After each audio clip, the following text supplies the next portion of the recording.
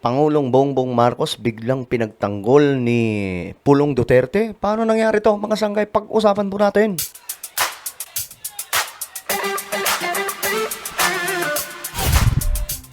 Aba, mga sangkay, may nakita po tayong statement ngayon ni Pulong Duterte na tila baga pinagtatanggol ang presidente po natin. Okay, pag-usapan po natin to, mga sangkay, ngayon. Anyway, bago tayo magtuloy-tuloy sa mga hindi pa po nakakapag-subscribe dyan, guys, makikita nyo po sa baba ng video na to, yung subscribe button. Pindutin nyo lamang po yung subscribe, pindutin nyo po yung bell, at pindutin nyo po yung all. Sa mga nanonood naman po sa Facebook, i-follow nyo po yung ating Facebook page. Okay, ito na nga mga sangkay. Tingnan po natin itong balita. Nakaka-intriga lang kasi we all know naman, Pulong Duterte, galit na galit po yan kay Pangulong BBM.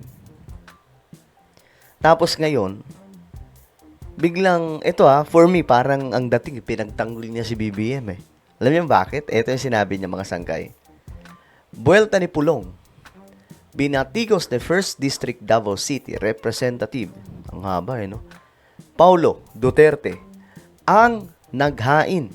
Ito naghain ng, ang paghahain ng Makabayan Block ng impeachment complaints laban kina President Bongbong Marcos at Vice President Sara Duterte na dalawang pinakamataas na elected officials sa bansa. Mga sangkay, sabi niya, binatikos daw po ni Pulong itong Makabayan Block.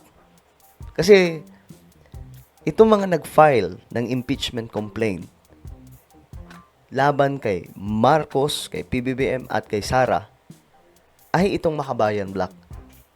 So alam naman po natin siguro, mga sangkay, kung sino-sino ang mga ito.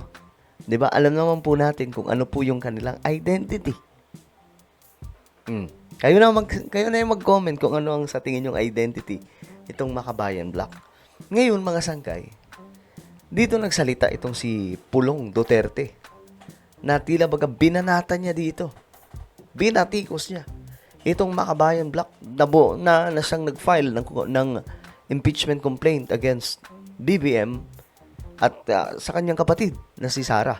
Ayon sa kanya, the same block has already moved to impeach Ferdinand Marcos Jr. Now, even before the February 6 date clearly set by the Supreme Court, they rush to file an impeachment complaint against Vice President Sara Duterte. Mga sangkay, kita nyo ito gusto kong i-emphasize Sabi niya, this same block has already moved to impeach Ferdinand Marcos Jr. Nabanggit niya po dito. Kahit hindi niya po, may kunting inis pa rin no? Mga sangkay. Sabi niya, itong mga taong ito gumalaw na. Ngayon, sila ay nag-file ng impeachment complaint laban kay Pangulong Marcos. Tapos ngayon na naman, ito na naman, ang aking kapatid na naman, ang kanilang pagpa-filean ng impeachment. Actually, nakapag-file na Pagkakaalam ko, parang dalawang bagong complaint against VP Sara. Sa panibagong pagkakataon, mga sangkay, part 2 ng pagpa-file ng impeachment complaint. So, dito magkakaalaman talaga, mga sangkay, kung sino yung may sapat na basihan pagdating po sa impeachment. Kasi dalawa 'Di ba, mga sangkay? Ngayon, tingnan natin kung ano ang mangyayari. Dalawa sila. Ang tanong ko nga dyan, paano pag natanggal si BBM at si VP Sara? Sino papalit? 'Di ba? Kayo guys, sino papalit? Yung yung pinakamataas sa Supreme Court? Yung Chief Justice ba? Or yung Senate President? Kaya pag natanggal, matanggal si BBM, matanggal si VP Sara. First time po yun na mangyayari sa ating bansa. Aba, mga sangkay, antindi nun. Sabi pa po niya dito, patutsada ng kongresista, interesado ang Makabayan Block sa destabilisasyon sa pamahalaan. Interesado. Ito ang very interesting na sinabi niya, mga sangkay. Removing the two highest officials elected by the people and clearing the way for their own brand of failed ideology. One that has brought nothing but death, deception, and division. Sabi po dito ni Congressman Duterte. Ang pagtanggal daw po ng dalawang matataas na opisyal na pinili ng mga tao ay klaro, mga sangkay, o nagbibigay ito ng daan para sa kanilang sariling brand ng sablay na ideolohiya.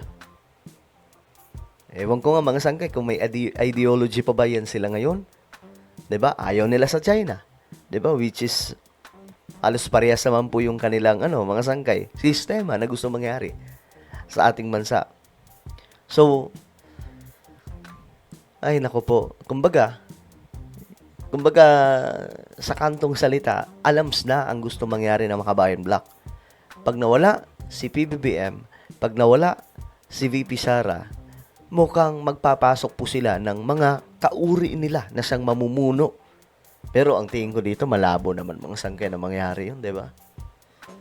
Kaya sabi niya dito, Makabayan is not interested in truth or justice. They are interested in destabilizing the government. So yun.